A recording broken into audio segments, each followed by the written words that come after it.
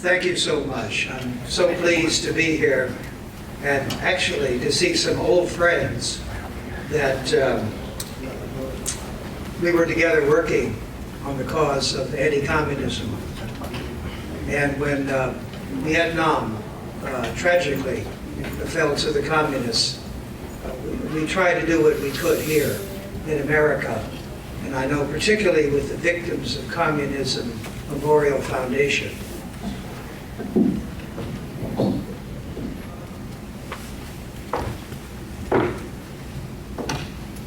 Just 3 weeks ago, we had our opening and dedication of our museum, the Victims of Communism Museum, at McPherson Square in downtown Washington, D.C. And I invite all of you to come and visit. I know some of you have perhaps been there already, but this is the world's first museum dedicated to all the victims of communism. There are some good museums out there dealing with the crimes of communism in some of the Baltic countries, the Czech Republic, Hungary, and so forth. But they deal only with the victims and the crimes in their particular countries. Our museum is the first museum, and I think the best museum, to talk about the crimes of communism in some almost 40 countries going back to the Bolshevik Revolution over 100 years ago. What I would like to do with you this morning is to share with you what has been called, I think properly, China's soft war against America. China's soft war. And I think the facts are indisputable that Communist China is waging a very sophisticated soft war against America with a twofold goal: to challenge the United States as the world's leading superpower and to supplant America's dominant position in China's neighborhood, that is to say, in Southeast Asia and beyond that, in Asia itself. Communist China's strategy touches every aspect of American society: economic, technological, educational, political, even cultural. Now, at the same time, China is engaged in what can be called its use of hard power, like its offensive weapons buildup, its draconian suppression of free speech and assembly in Hong Kong, the constant military maneuvers and warnings aimed at Taiwan, and the colonization of the South China Sea. But we should also, and should not forget at the same time, this soft power and its soft war.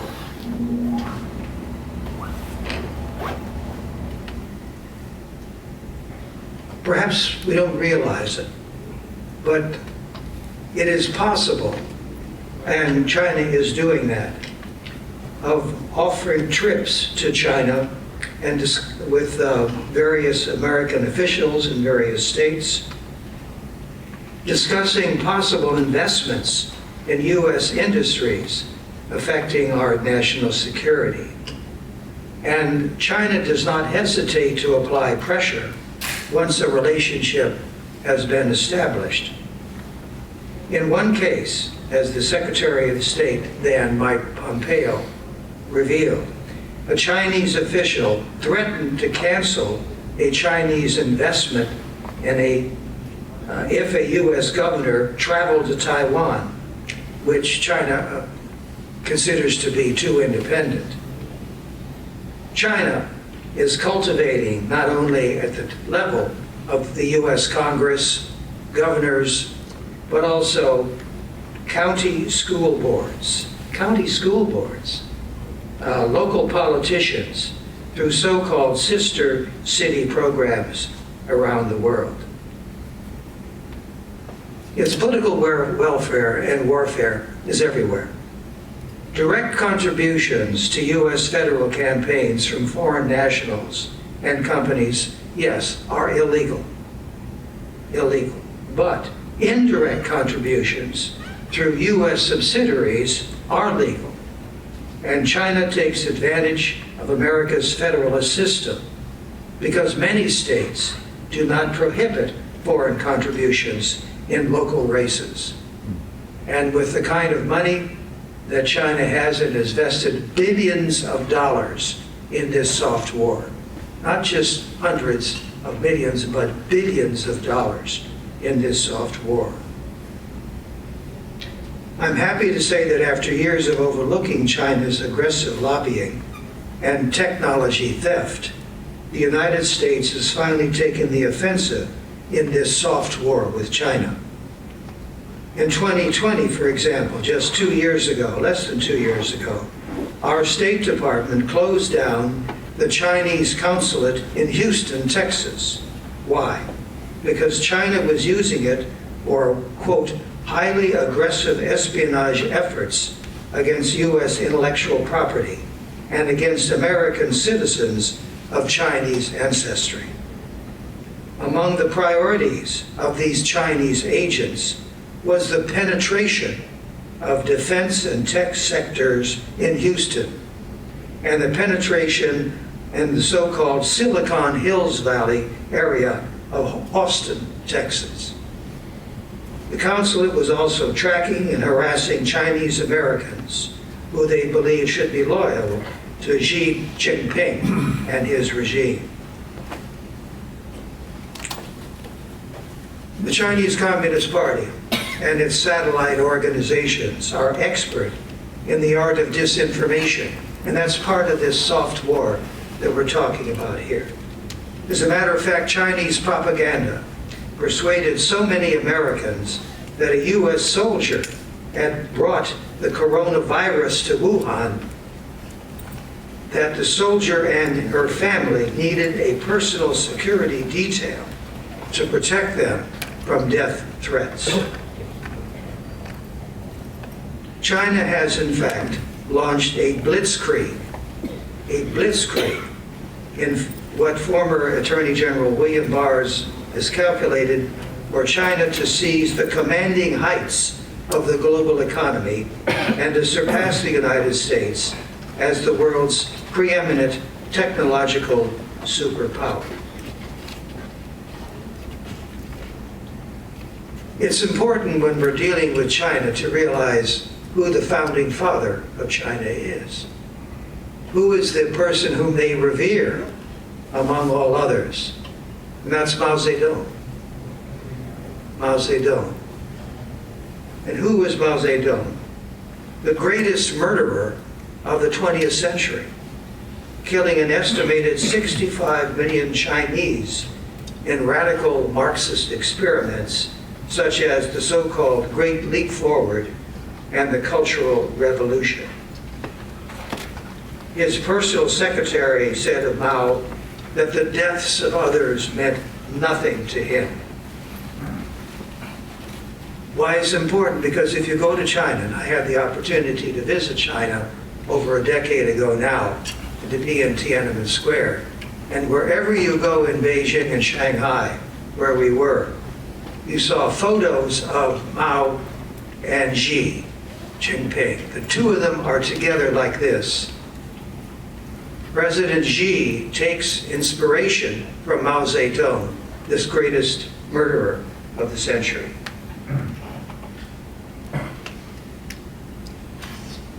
It's important also to know what China is doing, not only to and trying to influence the American people, but how it treats the Chinese people. The persecution by the Chinese Communist Party, which rules the Chinese government, the persecution of religious minorities to a degree not seen since the most repressive days of Mao's Cultural Revolution. According to reliable sources, including the U.S. State Department, more than 1 million Uyghurs, ethnic Kazakhs, Kyrgyz, and other Muslim groups have been placed in internment camps designed to erase religious and ethnic identities.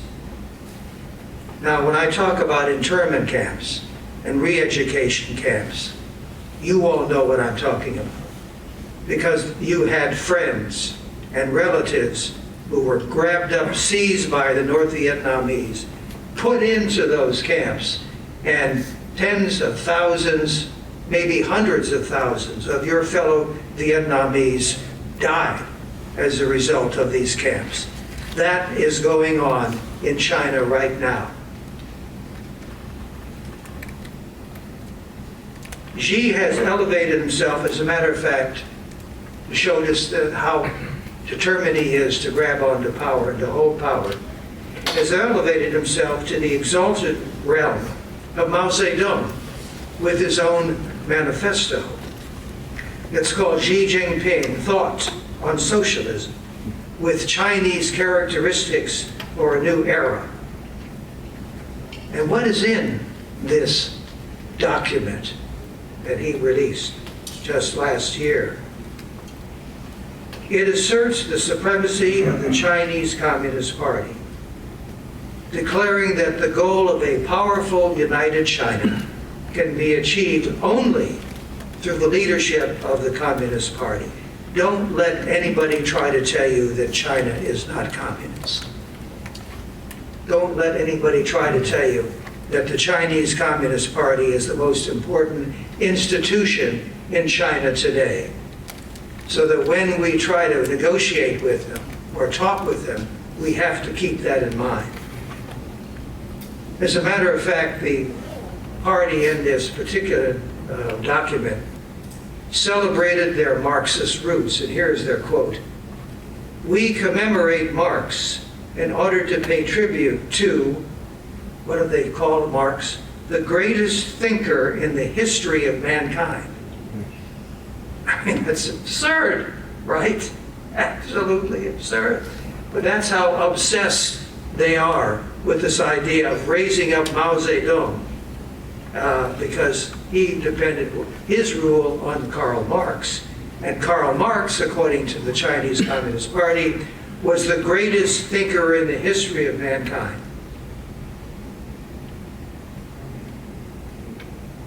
But that's not all.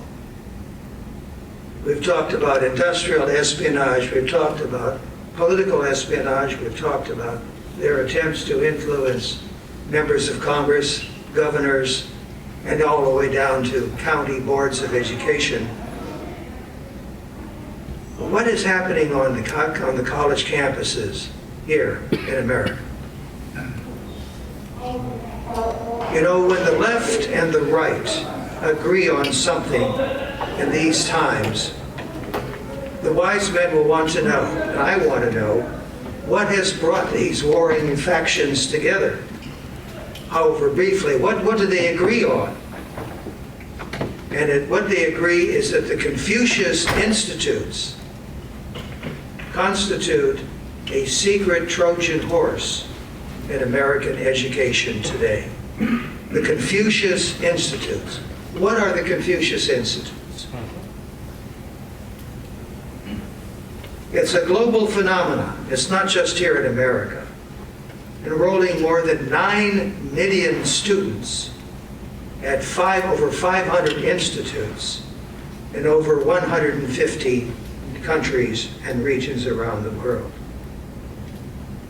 And these institutes, these Confucius Institutes, are staffed and funded by an agency of the Chinese government, which is to say, by the Chinese Communist Party. The National Association of Scholars has done a wonderful study on this, 243 pages, and they described in detail the many strings which are attached to the Confucius Institutes, such as the loss of intellectual freedom. Chinese teachers, not Americans, but Chinese teachers, are hired and paid by and accountable to the Communist Chinese government. And their pressure to avoid sensitive topics, such as the Tiananmen Square massacre. When I was in China over a decade ago and I was giving lectures on conservatism and anti-communism, believe it or not, in China, in Beijing at the university there and in Shanghai.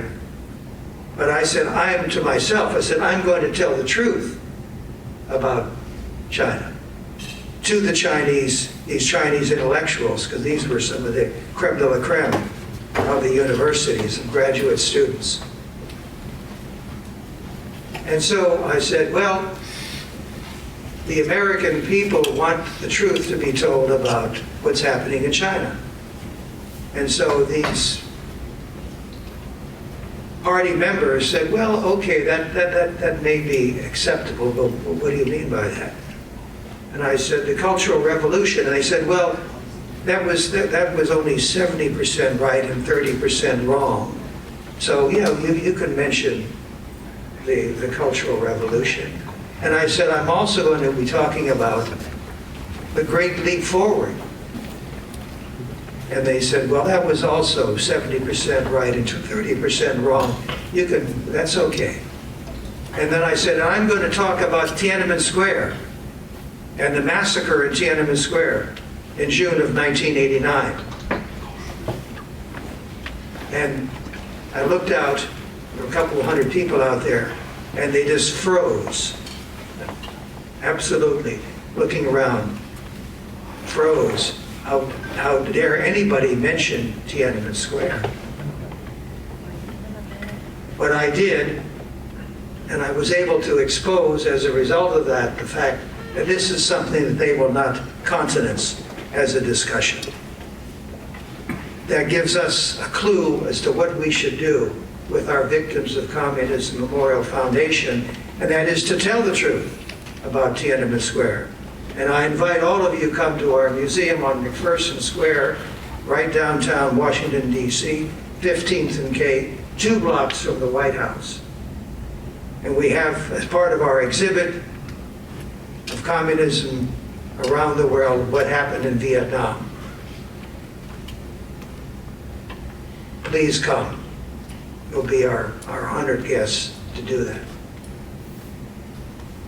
These Confucius Institutes, loss of intellectual freedom, loss of transparency, the contracts are not revealed as to what they are between the Confucius Institutes and the Chinese Communist government.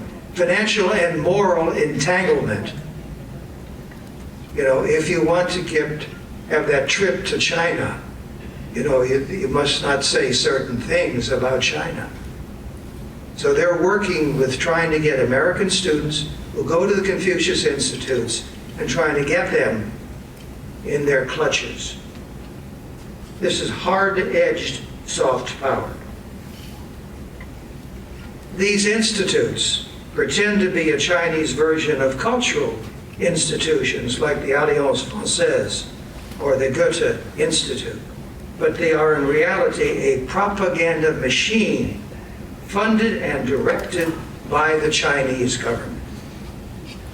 Now, I do have some good news to share with you this morning, and that is that out of the 118 institutes that once exhibited, 104 have closed or are in the process of closing.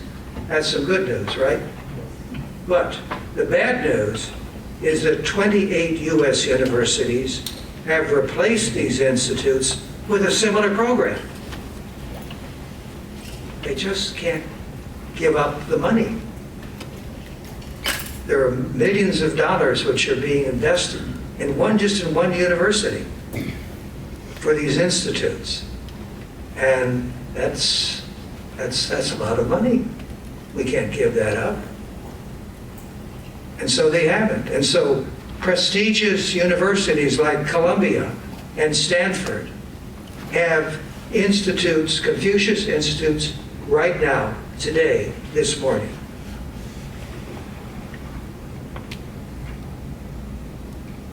And so over, some 2,000 years ago, besieging Greeks tricked their way into the city of Troy with the gift of a giant wooden horse, within which they hid soldiers who, while the Trojans were celebrating victory, opened the gates and let in the rest of the Greek army and captured and destroyed Troy.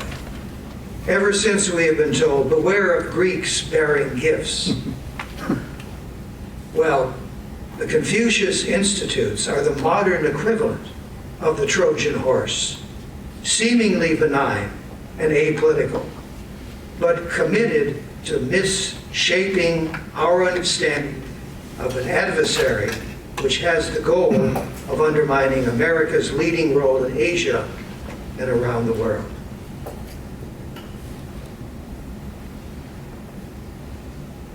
We have to ask ourselves, what is China?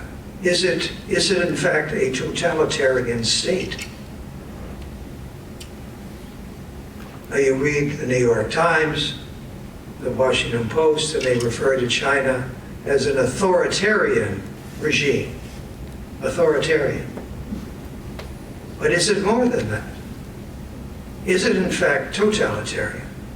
Well, one way of measuring this is to take a look at Zbigniew Brzezinski's 6 traits of a totalitarian state. And here they are. A totalitarian state has an official ideology.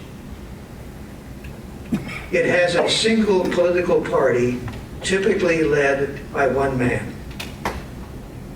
It has a secret police.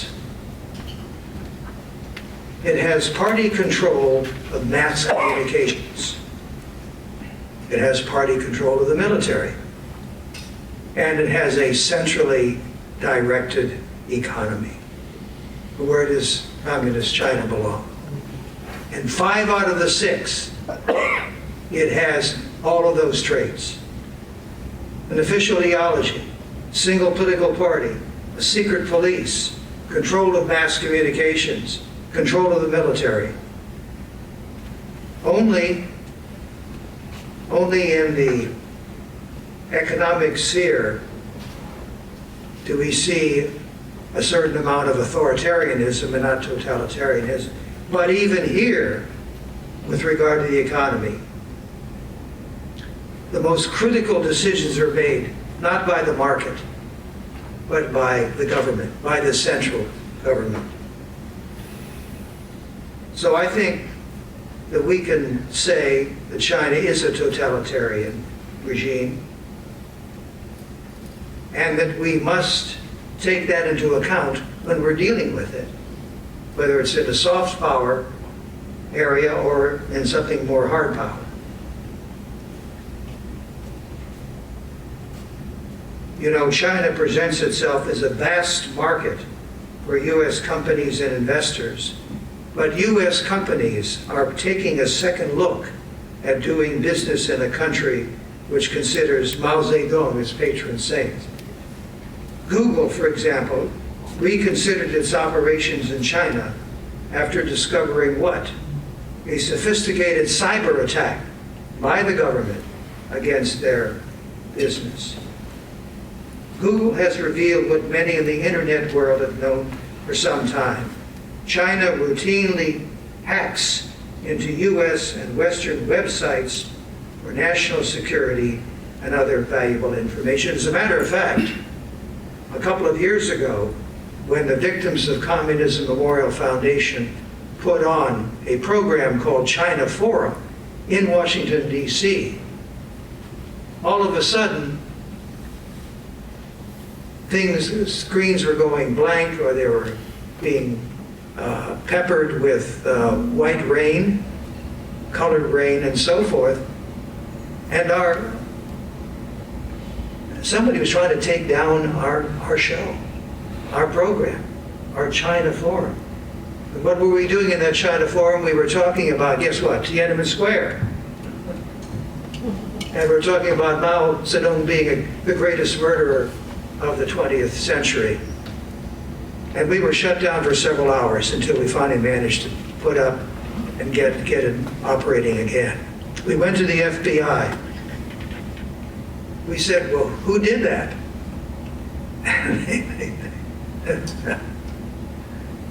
It's pretty obvious, isn't it? It's China. It was the government trying to do that. Now, they've tried that since then, but we put up some pretty good firewalls and they haven't been able to shut us down again.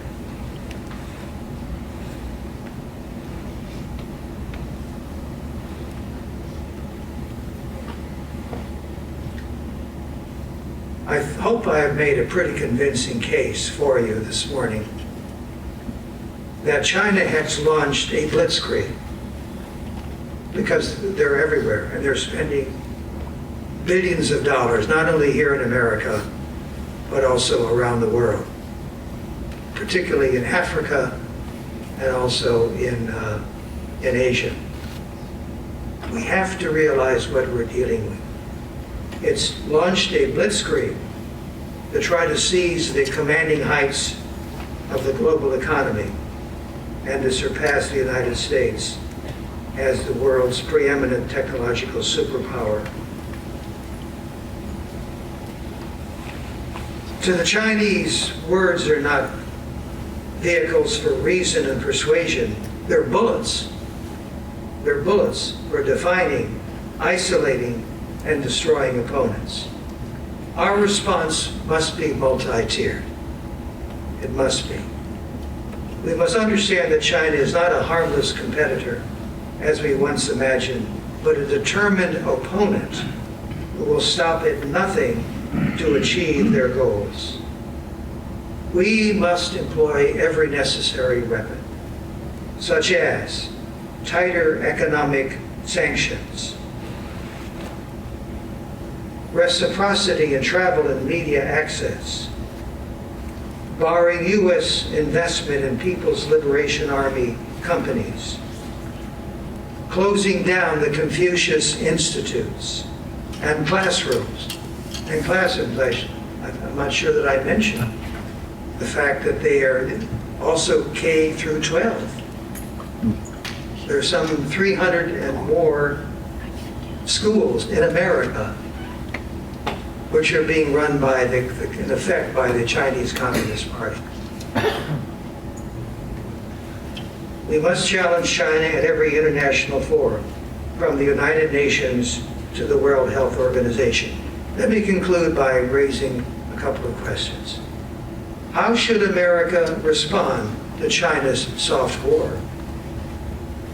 Well, I would suggest we should begin by not denying it, by acknowledging that there is such a war, by accepting that China, communist China, is a formidable foe that requires our full attention and a long-range strategy, by accepting that the most important institution in China is the Chinese Communist Party, which controls all the levers of power and rules by Mao Zedong's dictum. And what is that dictum? That political power grows out of the barrel of a gun.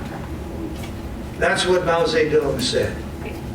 That's what President Xi Jinping believes and is practicing. That's what's been put in the party documents, the Communist Party documents. That political power grows out of the barrel of a gun. My friends, this is the reality of present-day communist China, and our challenge as we craft a policy that's in our best interest and that of the Chinese people. I've talked so much about the Chinese government, the Chinese Communist Party, but the Chinese people are something else, something different, and we must work with them as well. Thank you for listening, and I hope I've been able to convince you that we are engaged in this soft war, and it's up to us to engage in it as well. Thank you all very much.